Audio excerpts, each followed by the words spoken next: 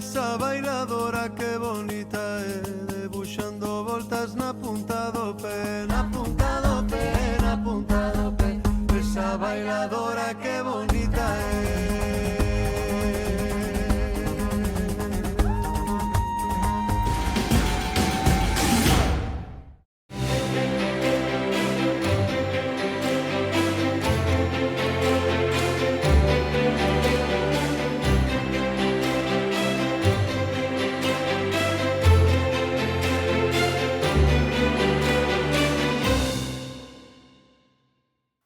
Benvidos a todos y a todas a Cinefilia. Como cada ano, volve a primavera musical do Cineclube Padre Fijo, que organiza unha serie de proxeccións nos locais emblemáticos da música en directo de Ourense. Imos a repasar xuntos datas e proxeccións. You're smiling. All right, okay.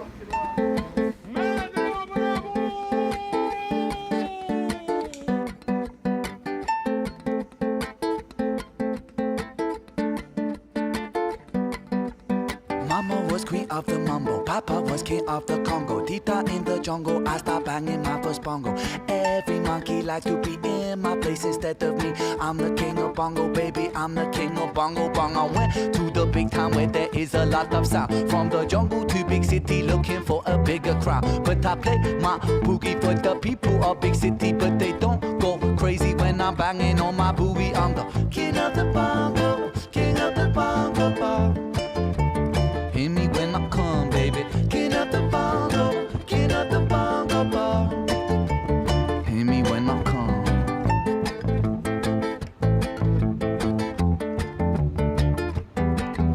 They say that I'm a clown, making too much dirty sound. They say there is no place for little monkey in this town, so I play my boogie for the people of big city, but they don't go crazy when I'm banging on my boogie. I'm the king of the bongo, king of the bongo bar. Hear me when I come, baby. King of the bongo, king of the bongo bar. Hear me when I come, king of the bongo bar. Eu non quero dicir máis nada.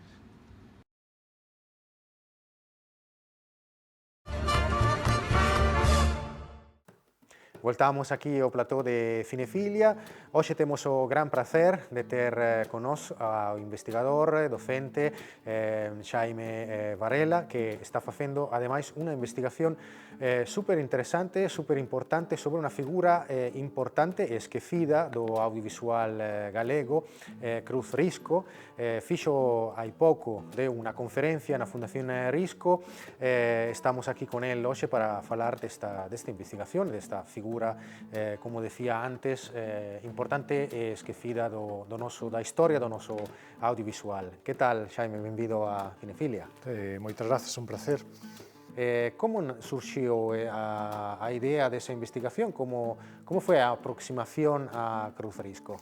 Pois, casualidade, foi froito do azar. Eu realmente estaba investigando sobre un compostelán, un cineasta compostelán, que fixo cine en París e que, curiosamente, ten tamén un pouco que ver con isto. Chamábase Carlos Asorei e no ano 78, na última mostra de teatro de Ourense, presentou aquí un pequeno documental que se titulaba Festa Popular da Montaña, onde reivindicaba un pouco unha serie de accións que estaban levando a cabo os veciños contra Fenosa en Vila de Cruces, que é onde ele era.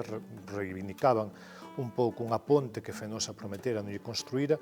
Entón, traballando en toda a filmografía de Carlos Asorei, que conseguimos recuperar, e a familia depositou na Filmoteca de Galicia, pois outra curta deste home, titulada Oficio de Desterro, vemos que é proxectada no Festival de Cine das Nacións e das Regionalidades, que se organizaba no ano 79 na Coruña, herdando aquí o de Ourense, e proxectábase con unhas películas de Eloi Lozano, de Xavier Villaverde, e de un colectivo que se facía chamar Equipo 4, que eran da mesma universidade onde ele estudaba. Entón, nun primeiro momento, pensei que quizáis era un colectivo do que Carlos Asorei formaba parte, un día chamo por teléfono a Miguel Castelo, un dos históricos do cinema galego, do cinema militante dese momento, e dime, no, o grupo 4 eran 4 estudantes da Universidade de Vincennes, pero unha delas era a filla menor de Risco, unha filla tardía que tivera prácticamente con 60 anos, e eu quedeime realmente abraiado, porque eu sabía que Risco tivera un fillo, escritor, Antón Risco, tamén unha irmá, moi coñecido moi tamén. coñecido, pero non tiña nin idea de quen era Cruz Risco, a verdade. Entón empecé a tirar do fío e encontrome cunha cineasta realmente, bueno, con un perfil polo menos bastante sorprendente. É moi descoñecida. Eu recordo que a primeira vez que puxen Cruz Risco en Google, os resultados foron 0. Sí, a verdade é que eu teño que recoñecer tamén que tive por cuestión de traballo, tamén fixen un documental inspirado nunha obra de Otero Pedralbes, pero que tiña que ver algo con Risco, que é o de Pelerinaxes, non? Esta viaxe que fixeron Risco, Benchosei, Otero Pedralbes, Ourense, Santo André de Teixido, entón tiven que relacionarme moito coa Fundación Risco, pero non surxiu en ningún momento o seu nome, ni me comentaron nada disso, entón eu tamén tiven por razones laborais, creativas, tamén relacionando con a Fundación Risco, pero non sabía desa figura, que a verdade que eu, cando atopei o teu artigo que escriberon sobre a túa investigación en eldiario.es, pareceume increíble todo o que descubriches, non? Contanos un pouco máis en concreto sobre a súa biografía, o que fixo. Descubro unha muller que de nova digamos que participa nunha educación bastante relixiosa aquí nesta cidade, mesmo incluso é unha das fundadoras xunto con Maribel Outeiriño, Susana Salgado, Chon Labrador, mulleres aquí de Ourense. É unha das fundadoras do guidismo, unha especie de Girl Scouts non da época, no ano 61-62, e organizan campamentos urbanos aquí para mozas da burguesía ourensá, o primeiro nunha das fincas do seu pai en Castro Caldelas. Logo, no ano 63, ele ingresa na Escola Oficial de Xornalismo de Madrid, fai xornalismo nesta escola que estaba no Ministerio de Información e Turismo, bueno, na planta de abaixo, ou seja que no Ministerio de Información e Turismo quen estaba no andar de arriba era Manuel Fraga a fronte dese ministerio, e despois no ano 68, bueno, prácticas en diversos xornais, en Asturias, San Sebastián, e no ano 68 atopámola emigrada no Reino Unido, en concreto en Londres, pero é verdad que viaxa bastante polo Reino Unido, e as noticias que temos dela, que é basicamente a través de correspondencia postal, traballa case sempre vencellada tamén ao xornalismo, á fotografía, aos medios de comunicación en xeral. É verdade que tamén ten traballos máis temporeiros, digamos, mesmo de camareira. E xa no ano 72 atopámola en París previo paso pola Costa Azul, por Cannes. No ano 72 ela está en París coa idea de estudar. Non sabemos moi ben o que estudou 72 ou 74, posiblemente unha especie de ciclo de formación profesional relacionado co cine, pero no ano 74 sí que xa podemos corroborar nestes momentos que ingresa na Universidade de Vincennes, esa universidade creada tras maio do 68, unha universidade absolutamente de ideoloxía de esquerdas, entra no departamento de cine. Unha amiga súa que xa coñecera en Madrid, coa que fai diversos traballos ao longo da súa trayectoria profesional, fai fotografía, e témola aí do 74-79, e no ano 79 un grupo de 4 mozas, esta amiga, outras 2 máis ela, presentan como traballo de fin de grao, digamos, nese momento, unha película que se titula Por que marchamos, que se empezou a rodar aquí no verán do ano 77. No 77 rodan aquí en Galicia, en diversas romerías, no 78 móntana, digamos, en París, e no 79 estréase por primeira vez. É verdade que no ano 78 elas xa pasan esa película aquí nalgúna aldea de Ourense, onde gravaran no verán anterior esa peli. É unha peli que non temos, sei un documental, sabemos cal é o seu contido, pero aínda non a temos localizada. E esta foi a película que se presentou na Seminci tamén? Sí, Esa é a mesma, non? esa película presentouse no ano 79 na Seminci, en moitísimos festivais, no Festival de Curtas de Huesca, de Bilbao, nun montón de asociacións culturais de aquí de Galicia, mesmo na USC, co Gallo das Letras Galegas, con outra película de Eloi Lozano, ou seja, tivo un recorrido bastante interesante. Non? E non está conservada ninguna copia? O... Creo que están os bibliotecarios de Vincennes con un esforzo importante na súa busca. Temos a memoria escrita que acompañaba esa película, que non deixa de ser como unha especie de caderno de rodaxe. Eso si o temos, está depositada na Biblioteca de París 8, estamos niso. É verdade que mesmo no feliz caso de que apareza, é posible que ata poida estar deteriorada. É o que me din, pero están intentando buscala. É verdade que últimamente apareceu algún trazo máis desa peli ali. Non hai que pensar que son películas escolares, non, de ámbito académico, e nesa universidade había un montón delas. Sabemos que a nota foi a nota máxima de calificación. Bueno, sabemos o contido, realmente. Ela contanos na memoria que coñecía moi ben a emigración galega en París, que vivían case como marxinais ali, con xente moi traballadora, e querían ver como, cando viñan aquí no mes de vacacións, en xullo ou en agosto, vivían aquí os que en París tiñan como unha forma de vida, ela chamalle marxinal, como vivían aquí en Galicia cando viñan de vacacións, que era todo o contrario. Non? E estivo vinculada ela tamén con outros proxectos audiovisuais, non? Ela Como despois sonidista, etc. Si ela despois de París vincúlase moito co cinema vasco, a través desta amiga dela, a través de Jon Inchaustegui, de José María Tuduri. Entón, entra a formar parte dunha cooperativa de cine vasco nun primeiro momento para facer unha longa metraxe sobre o carlismo, que non acaba ben, pero era non acaba ben, é dicir, tardou anos en rematarse, pero sí colabora nunha longa metraxe de Iñaki Núñez, Rozados, un galego tamén, bueno, fillo de galegos, nacido lá en Vitoria, e é unha peli naquela fai o son, é a súa gran primeira longa metraxe, digamos, ainda que dura aí 60 minutos, ela fai o son, están todos os cartaces como enxeñeira de son, desa peli, e é unha peli que acabou proxectándose en San Sebastián, no festival, no de Berlín, levou algún premio, aínda que é verdade que a crítica do momento foi bastante dura con esta película, que se titulaba Toque de queda. Daquela fixo o son. Sí, sería interesante facer unha retrospectiva sobre os traballos donde traballa, atopando claramente tamén un material que está agora perdido.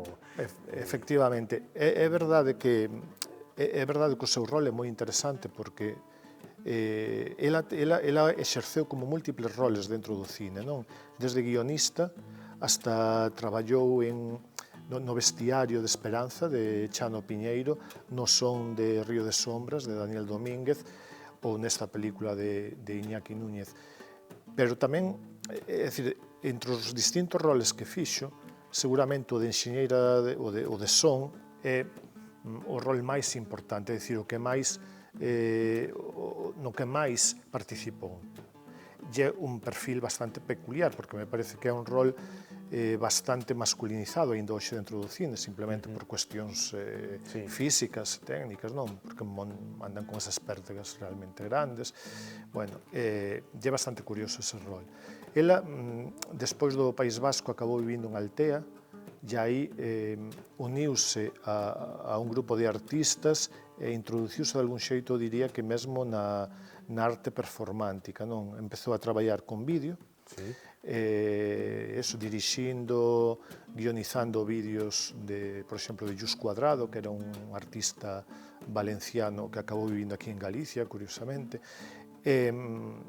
Ela intentou tamén como montar unha especie de distribuidora mesmo do traballo de Jus Cuadrado e máis do dela desde ali, e fai unha curta que se titula Villa Los Ángeles, que é unha curta que dirixe ela, que guioniza ela, e que sabemos onde está, pero aínda non puidemos vela.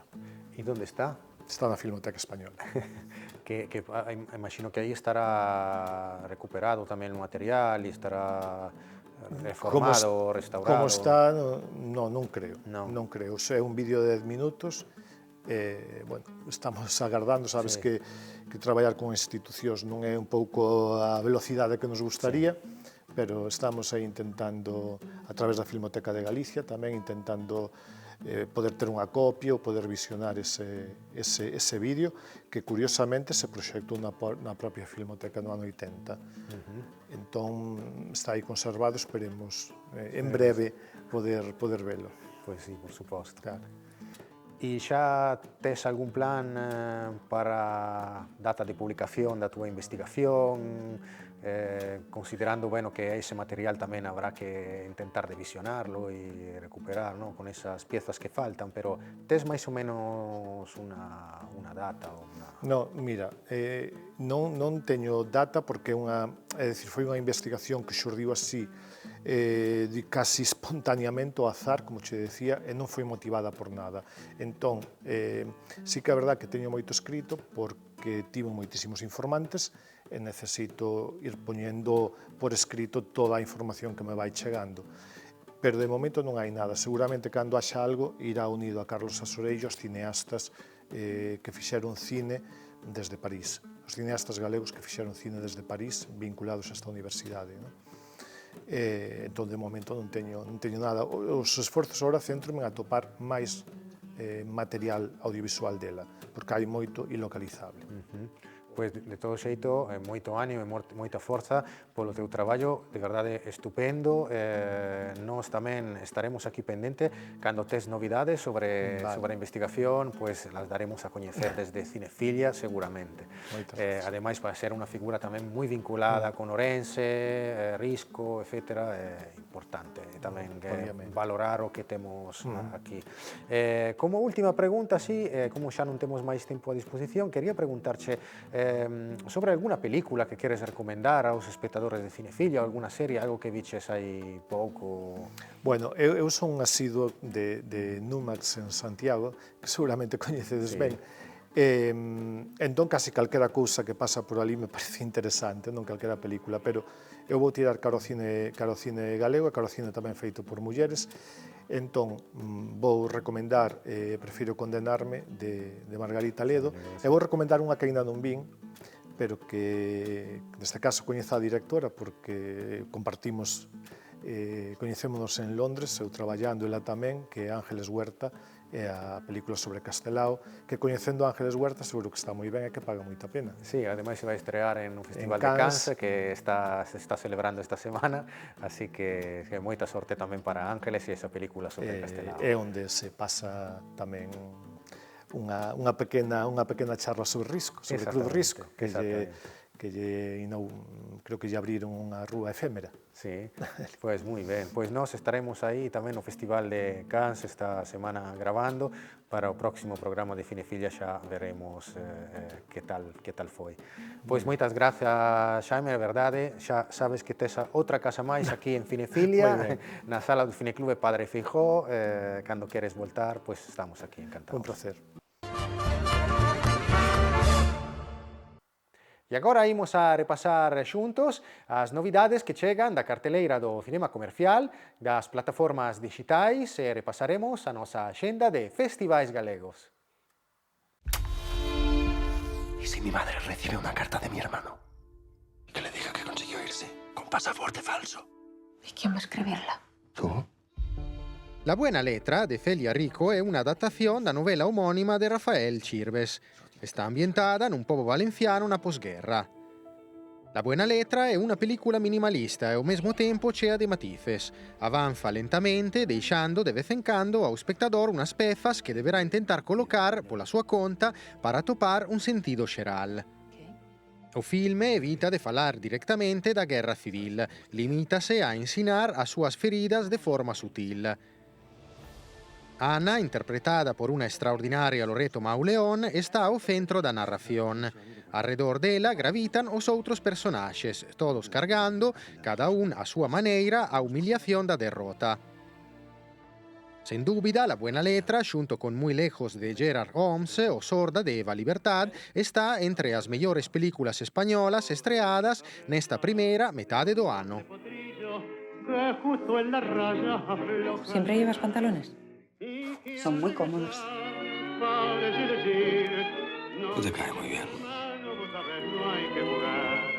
Por una cabeza me cejón de un día de aquella coqueta y risueña mujer que al Dice que soy una caprichosa, que debería ser más prudente, como tú. todo mi querer.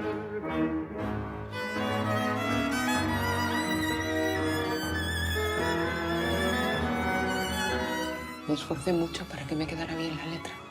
Quería que fuera igual que la tuya. ¿Para qué vivir? O filme de David Valero, Enemigos, poderia ser herdeiro do cine kinky espanhol dos finais dos anos 70. Películas ambientadas pola maioría nos extrarradios das grandes cidades do sur de España, con historias centradas sobre delincuentes e toxicómanos. Enemigos è un film che volve a resuscitar ese cine kinky, intentando abrir un dialogo coas novas xeracións, utilizando a súa propia linguaxe, a súa xerga e, sobretudo, a súa música urbana. Non è una película de bons e malos, intenta enfocar de forma sincera e desde o punto di vista do perdón una historia de acoso e violencia. Neste sentido, è una película sentimental e de bons valores, incluso educativa, e que podería ser proxectada nos institutos. Ao mesmo tempo, Enemigos é unha película imperfecta. A veces, os xiros de guión son demasiado simpliños ou, sinxelamente, non encaixan. Pero o principal mérito do filme é o de xerar un debate interesante sobre os múltiples temas que toca, ademais do bullying. Poderá decepcionar aos cinéfilos máis exixentes e desconcertar boa parte do público adulto, pero seguramente cautivará a moitos mozos e mozas.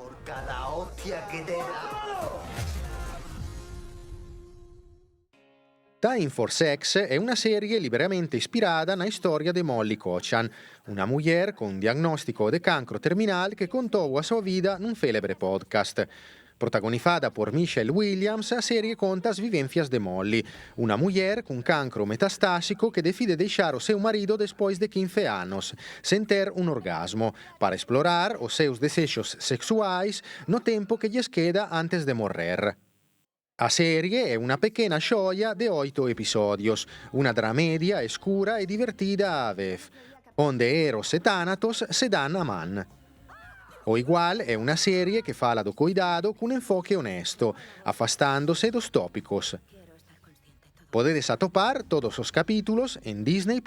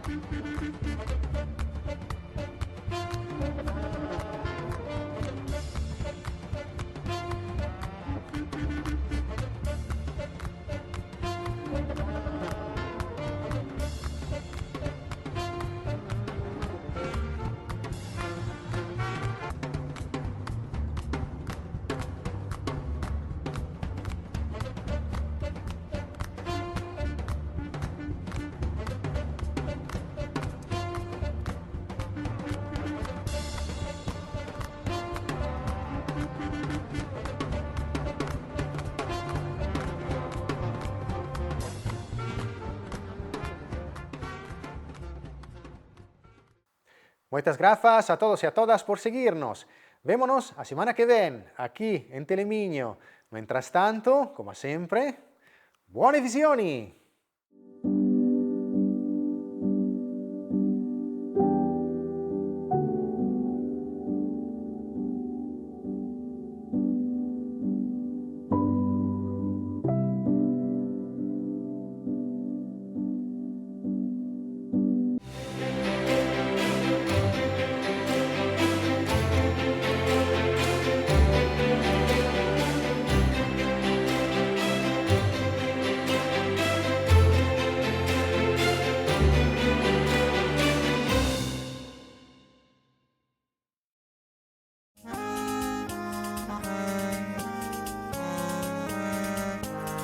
Esa bailadora que bonita é, debuxando voltas na punta do pé, na punta do pé, na punta do pé. Esa bailadora que bonita